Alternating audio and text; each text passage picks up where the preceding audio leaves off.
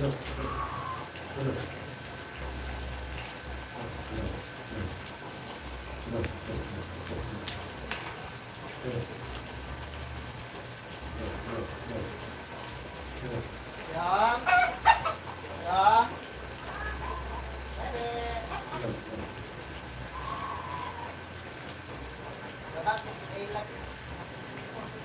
mo nga po yung ano, yung sakit na salamin, tapos ano, tapos tubig na ako doon.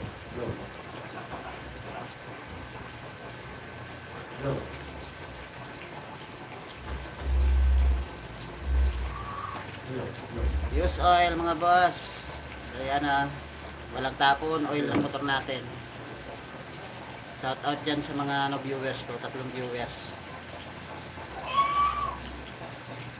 So kailangan lang oil, blower, tapos yung syempre yung kalan para sa use oil. Yan, napakalakas ng kalan na yan. Pero syempre kailangan pag ginamit mo yan open area, kasi once na sinusunog yung oil, medyo naglalabas siya ng hindi magandang amoy. Kaya kailangan open area tayo para yung usok naikakalat niya sa hangin mga boss, hindi siya nai-stuck dun sa loob ng ating bahay. Yan, shout out sa mga viewers natin. Luluto tayo ng chicken curry gamit yung oil. So ayan, galing to sa kapitbahay natin. Nag-change oil kasi yung kapitbahay ko, pero meron din naman ako, halos sabay kami nag-change oil.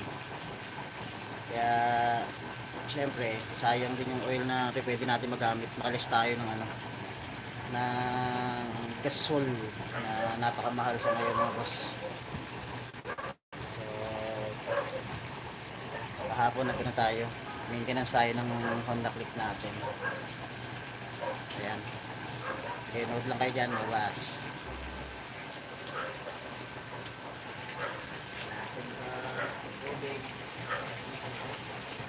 Pagwan lang yan mga boss.